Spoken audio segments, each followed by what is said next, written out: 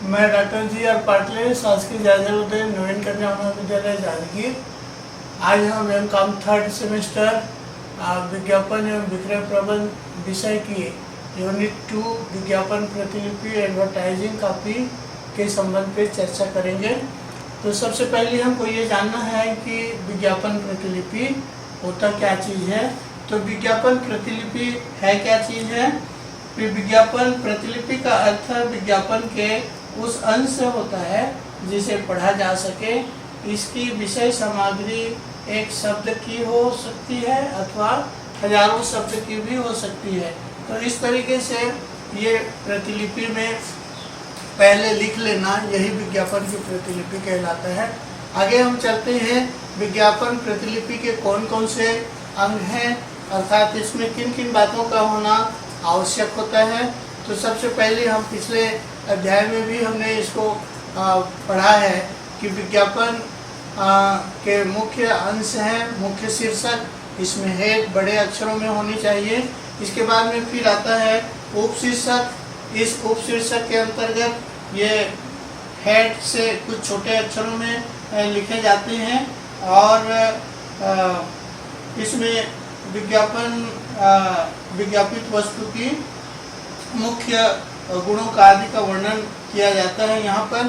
फिर आते हैं नेक्स्ट नारे, स्लोगन। विज्ञापन की मुख्य बातों को पाठकों के मन में उतारने के लिए नारों का प्रयोग किया जाता है। जैसे नारे मुख्यतः वस्तु की उपयोगिता एवं गुणों से संबंधित होते हैं। जैसे लाइफ बॉय है जहाँ तंदुरुस्ती है वहाँ, इस तरीके से नारे का प्रयोग किया जाता है। नेक्स्ट हम चलते हैं मूल संदेश, मेन मैसेज। इसके अंतर्गत शीर्षक, उपशीर्षक एवं नारों आदि का उद्देश्य पाठकों को ध्यान को आकर्षित करके विज्ञापन के मूल संदेश तक लाना होता है। मूल संदेश सामान्यतः छोटे अक्षरों में लिखा होता है, जो विज्ञापित वस्तु के गुण, उपयोगिता आदि के बारे में विस्तार से बताया जाता है। इसके बाद फिर आते हैं व्यापार चिन्ह।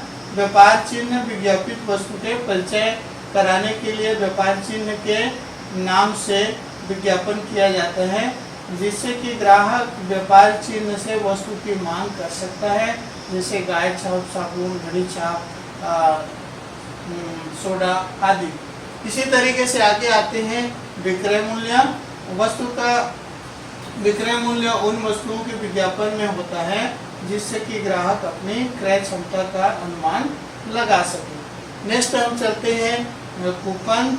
कई बार विज्ञापनों में कूपन की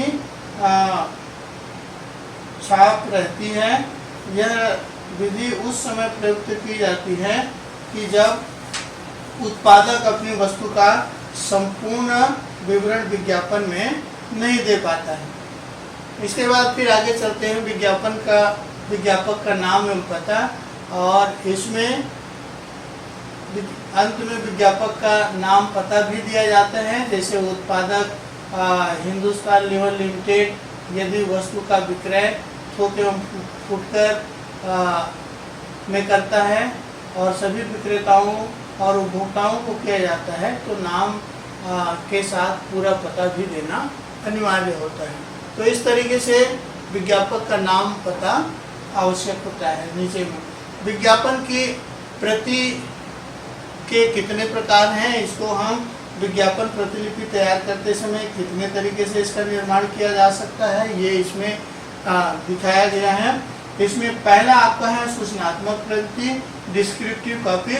इस प्रकार की विज्ञापन प्रति में सीधे शब्दों में विज्ञापित वस्तु के बारे में ग्राहकों को सूचना दी जाती है कि जैसे निहार शांति आंवला तेल से बाल सुंदर, स्वस्थ एवं घने बनते हैं। तो ये आपका इसी तरीके से शिक्षात्मक प्रवृत्ति, इस प्रकार की प्रतिलिपि में विश्लेषणात्मक रूप से वर्णन किया जाता है। वस्तु के गुण आदि का वर्णन वैज्ञानिक आधार पर किया जाता है तथा इसमें वस्तु के प्रयोग विधि भी दी जाती है। जैसे दांतों की जानलेवा दर्द से छुटकारा पाइए और बिनाका फ्लोराइड अपनाइए। बिनाका फ्लोराइड दंत क्षय रोग कर दर्द से छुटकारा दिलाता है। यह दांतों को मजबूत बनाता है, स्वस्थ बनाता है तथा दांतों के खोखले को भरने में मदद करता है। भारत का एकमात्र टूथपेस्ट बिनाका फ्लोराइड में सोडियम मोनोक्लोरोफॉस्फेट है, जो दांतों को नुकसान पहुंचाने वाले अम्ल से बचाता है। तो इस तरीके से शिक्षात्मक प्रतिलिपि भी बनाया जाता है। नेक्स्ट आपका आता है सुझाव प्रतिलिपि। ये सजेशन कॉपी है। इस प्रकार की प्रति तब तैयार की जाती है कि जब सृजनात्मक एवं शिक्षात्मक प्रकार की प्रति द्वारा सूचना का पर्याप्त प्रसार हो गया होता है और इसके अंतर्गत क्रय का प्रस्ताव या सुझाव जनता के सामने रखा जाना होता है, जिससे उपभोक्ता विज्ञापित वस्तु की आवश्यकता महसूस करने लगती है। तो इस तरीके से ये आपका समझा जा सकता है। जैसे पुराने ढंग के घटिया मंजन वाले मसूड़ों और दांतों को नुकसान पहुंचा सकते हैं। कोलगेट टूथपेस्ट अति सूक्ष्म है, भरपूर झागदार है, जो दांतों के बीच घुसकर दुर्गंध और दंत क्षय पैदा करने वाले कीटाणु को नष्ट करता है। अतः पुराने ढंग से मंजन इस्तेमाल करने की क्या जरूरत है, जबकि दांतों की सुरक्षा का आधुनिक साधन किफायती है। तो इस तरीके से ये आपका आता है शिक्षात्मक सुझाव वाले प्रति के अंतर्गत। नेक्स्ट हम चलते हैं तुलनात्मक प्रति कंपैरेटिव कॉपी के अंतर्गत। इसके अंतर्गत बाजार में उपलब्ध अन्य वस्तुओं की तुलना की जाती है तथा तर्कपूर्ण बातों की सहायता से जनता को बताने का प्रयास किया जाता है कि यह अन्य वस्तुओं की अपेक्षा अधिक श्रेष्ठ है। जैसे एरियल पाउडर अन्य पाउडर की अपेक्षा जड़ से मैल निकालता है तथा अधिक सफेदी देता है तथा नए जैसा बनाता है आदि। इसी तरीके से नेक्स्ट हम चलते हैं प्रश्नवाचक प्रति क्वेश्चनिंग कॉपी जो है। इसके अंतर्गत प्रश्नवाचक प्रकार का शीर्षक दिया जाता है, जिसे पढ़ने के बाद पाठक के मन में स्वतः उत्तर जान लेने की उत्कंठा जागृत हो। जैसे क्या आपका पिछला जाड़ा खांसते खांसते बीता? इस बार आप सुआलिन का प्रयोग कीजिए। खांसी के लिए अति प्रभावकारी और कीटाणुनाशक टिकिया खांसी जुकाम को शीघ्रता से कंट्रोल करता है। तो इस तरीके से सुआलिन का यह एडवर्टाइजमेंट इस तरीके से कि क्या आपका पिछला जाड़ा खांसते खांसते बीता, इस तरीके से ये आपका प्रश्नवाचक प्रति में है। नेक्स्ट हम चलते हैं कारण आधारित प्रतिलिपि। कारण आधारित प्रतिलिपि को हमने पिछले उसमें अपील में पढ़ा है। तो यहाँ पर प्रतिलिपि में विज्ञापन वस्तु के उन कारणों को बताया जाता है कि जिसके लिए पाठक को इन वस्तु का उपयोग करना उचित होता है या करना चाहिए। जैसे उषा पंखे ही खरीदें क्योंकि इसके रूप, किस्म, काम, सेवा एवं गारंटी बेहतर है। तो ये आपका कारण आधारित। इसी तरीके से मानवीय भावनाओं एवं रुचियों पर आधारित पिछले अध्याय में भी हमने अपील में इसके संबंध पे पढ़ा है कि मानवीय रुचि एवं भावनाएं क्या है। तो मानवीय रुचि के अंतर्गत सुरक्षा की प्रवृत्ति, खाद्य प्रवृत्ति, वस्त्र प्रवृत्ति, आखेट प्रवृत्ति, संचय प्रवृत्ति, प्रत्येक प्रवृत्ति, कौतूहल प्रवृत्ति आदि होती है। इसी तरीके से भावनाओं में देशभक्ति की भावना आदि रूप इसमें आते हैं। तो ये आपका मानवीय भावनाओं और रुचि पर आधारित, प्रशंसा पर आधारित इस प्रकार की प्रतिलिपि को पढ़ने के बाद पाठक के मन में इस प्रकार का भाव उठता है कि उसने अपने कार्यों में सफलता पाने, उससे प्रशंसित होने के लिए विज्ञापित वस्तु का प्रयोग किया हुआ है। तो इस तरीके से विज्ञापित वस्तु के प्रयोग के कारण ही उसकी प्रशंसा होती है। ये चीज़ों को लेकर के जो हम प्रतिलिपि तैयार करते हैं वो प्रशंसा आधारित प्रतिलिपि कहलाता है। नेक्स्ट हम चलते हैं कथनात्मक प्रतिलिपि। तो इस तरीके से कथनात्मक प्रवृत्ति इस प्रकार की प्रतिलिपि में कही जाने वाली बातें विभिन्न कथानकों पर आधारित होती है, विभिन्न पात्रों के बीच आपसी वार्तालाप या कहानी आदि के माध्यम से विज्ञापित वस्तु की आवश्यकता एवं गुण आदि के बारे में इसके अंतर्गत बताया जाता है। तो ये कथनात्मक प्रतिलिपि है। और नेक्स्ट हमारा आता है कविता प्रतिलिपि। इसको प्रतिलिपि में कविता के माध्यम से संदेश दिए जाते हैं कि जैसे जिस तन पर कमला लहराए उस पर अलबेला खिल खिल जाए, हर नारी कमला अपनाए जो रूप का जादू नया जगाए, कमला साड़ियाँ नायलन जॉर्जेट और नेटेड नायलन और कॉटन में यह साड़ी उपलब्ध है। इस तरीके के ये कविता के रूप में हम इसको प्रस्तुत करके संदेश बनाते हैं, ये प्रतिलिपि बनाते हैं। नेक्स्ट हमारा आता है आदेशात्मक प्रतिलिपि। इस प्रकार की प्रतिलिपि की भाषा आदेशात्मक होती है। जैसे पाँव के आराम के लिए कोरोना के जूते ही पहनिए, इन स्थानों में हमारी रिटेल दुकानों में मिलते हैं। यहाँ हमारी रिटेल दुकानों में मिलते हैं। और यहाँ पर पाँव की छालों, पाँव के आराम के लिए यदि आपको कोरोना जूते का ही प्रयोग करना चाहिए, इस बातों पर जोर दे रहे हैं। आदेशात्मक प्रतिलिपि कहलाता है। नेक्स्ट हम चलते हैं विशेष अवसरी प्रतिलिपि। कोई विशेष पर्व हो, अवसर हो, तो उस समय पे जैसे 31 अक्टूबर विश्व बचत दिवस के रूप में होता है, तो आज विश्व बचत दिवस है। बचत का रास्ता अपनाइए, जीवन बीमा अपनाइए, भारतीय जीवन बीमा निगम, भारतीय जीवन बीमा का कोई विकल्प नहीं है। इस तरीके से हम बात करते हैं इसे विशेष अवसर पर, ये बचत से संबंधित, तो ये विशेष अवसरी प्रतिलिपि कहलाता है। प्रमाण पत्री प्रतिलिपि, इसके अंतर्गत कई प्रतिष्ठित व्यक्तियों तथा प्रयोगों से संतुष्ट व्यक्तियों के प्रश्नात्मक पत्रों का उल्लेख इस प्रकार प्रतिलिपि में किया जाता है।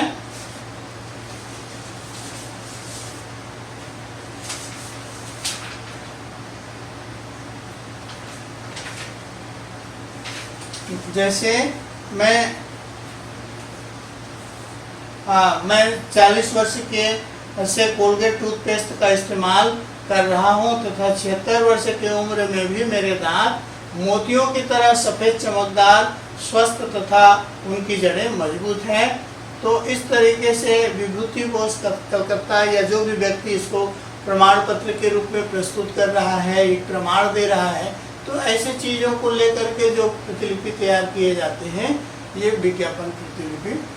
नेक्स्ट हमारा आता है ख्याति प्रतिलिपि। इस प्रतिलिपि का उद्देश्य संस्था के अर्जित ख्याति के आधार पर वस्तु क्रय करने के लिए जनता को आकर्षित करना होता है। जैसे पतंजलि का स्वदेशी घी अपनाइए, आज ही घर लेकर आइए, पतंजलि घी शुद्ध एवं स्वाद में परिपूर्ण है, खुद खाइए और बच्चों को भी खिलाइए। तो इस तरीके से ख्याति, जो स्वदेशी का एक ख्याति प्राप्त है, एक ब्रांडेड है, उसको लेकर के हम यहाँ पर प्रतिलिपि तैयार करते हैं। और नेक्स्ट हमारा आता है मिश्रित प्रतिलिपि। मिश्रित प्रतिलिपि का अर्थ यह है, ये उपरोक्त में जो प्रतिलिपि जो तैयार करते हैं, इनमें से किसी दो या दो से अधिक प्रतिलिपियों को मिला करके जो तैयार किया जाता है, इनकी विशिष्टताओं को लेकर के तैयार किया जाता है। तो ऐसे प्रतिलिपि को हम मिश्रित प्रतिलिपि कहते हैं।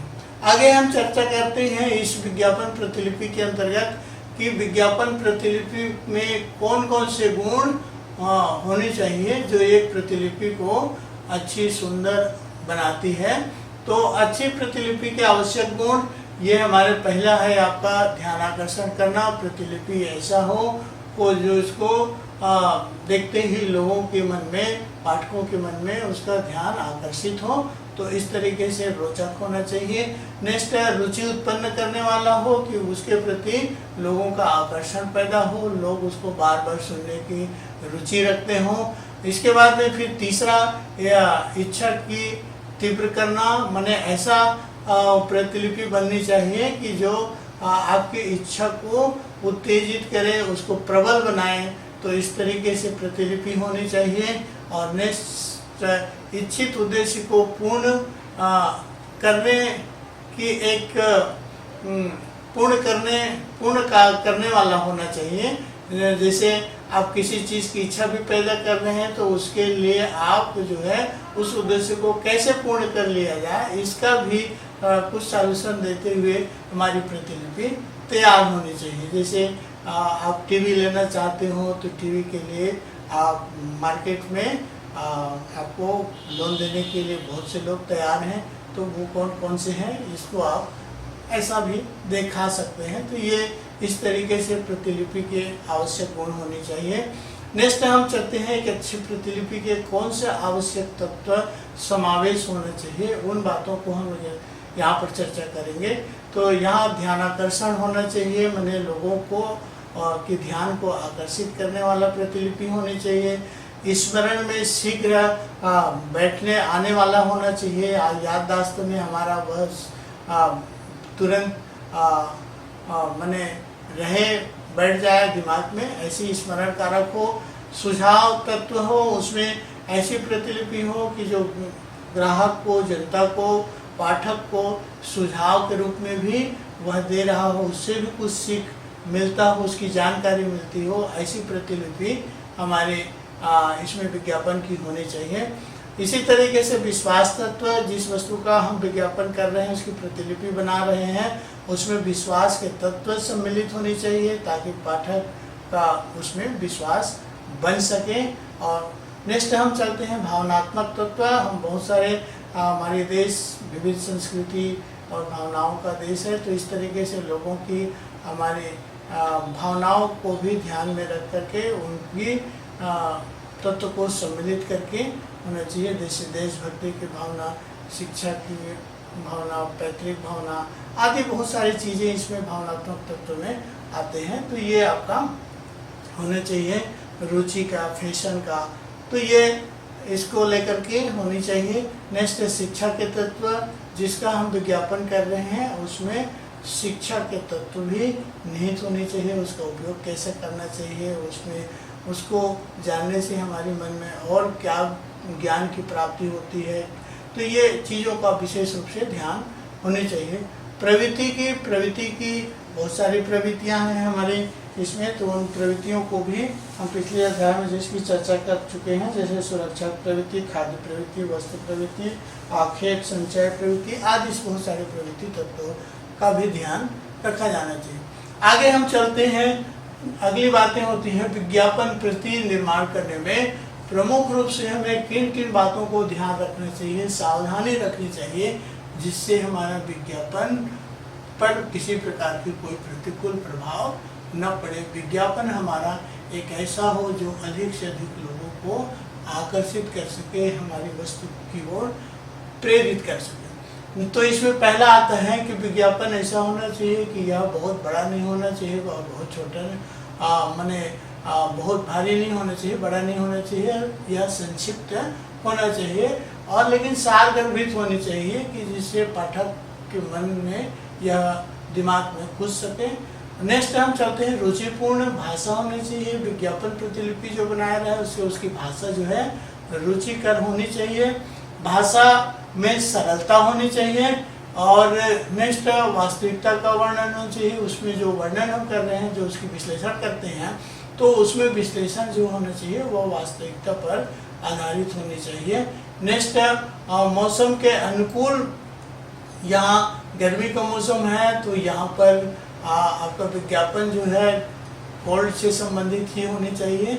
इसी तरीके से ठंड का समय है तो आपको गर्म चीज़ों से को लेकर के इसमें प्रतिलिपि में सम्मिलित होना चाहिए। तो ये मौसम के अनुकूल होना चाहिए। प्रत्यक्ष वार्तालाप होनी चाहिए, जहाँ पर हम चर्चा कर रहे हैं तो हमारे उपभोक्ता और इसमें ऐसा संबंध बनना चाहिए, दिखना चाहिए कि वहाँ पर वार्तालाप हमारे आमने सामने का हो। तो इस तरीके से नवीनता के होनी चाहिए। इसमें विज्ञापन प्रतिलिपि में कोई पुराना ढर्रे का इस तरीके से नहीं होना चाहिए, नयापन दिखना चाहिए। और मिथ्या से हमेशा इसमें बचाव होने चाहिए कि हम गलत चीज़ों का उपयोग न करें, कुछ लोगों को भ्रामक जानकारी न दें, ऐसे चीज़ों से बचे रहना चाहिए। उचित शब्दों का प्रयोग होना चाहिए। शब्द जो है ऐसा चुने हुए शब्द और प्रभावकारी शब्द हो, ऐसे शब्दों का प्रयोग करें। क्रोध एवं उत्तेजना की भावना का भाव हो। यहाँ पर विज्ञापन की प्रतिलिपि जो तैयार करते हैं, क्रोध और उत्तेजित करने वाले ऐसे भाषाओं का या ऐसे स्वरों का, ऐसे चीज़ों का अभाव होना चाहिए, ऐसा नहीं होनी चाहिए।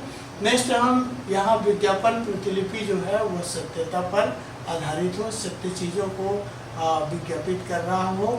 निश्चित चलते हैं, ग्राहकों को विश्वास दिलाने वाला होना चाहिए कि आपकी वस्तु के प्रति वास्तविक में विश्वास पैदा हो सके। और नेक्स्ट प्रतिस्पर्धी की निंदा से हमेशा बचना चाहिए। प्रतिस्पर्धी को हमें प्रत्यक्ष रूप से उसकी वस्तुओं का, उसकी चीज़ों का कोई इसी प्रकार की कोई निंदा नहीं होनी चाहिए। तो ये बचाव होनी चाहिए और जनता की रुचि के अनुरूप होना चाहिए। तो इस तरीके से विज्ञापन निर्माण करने में हमेशा इन सावधानियों का ध्यान रखें, पालन करें, तो हम एक अच्छे संदेश अपने विज्ञापन के माध्यम से लोगों को दे सकते हैं। और विज्ञापन यह लोगों को ज्ञान देने के साथ साथ यह वस्तु की विक्रय में वृद्धि करने के लिए आवश्यक होता है और इस तरीके से इसका प्रयोग होता है। आज हम यहीं पर अपने अध्यापन कार्य को यहाँ पर बंद करते हैं। धन्यवाद।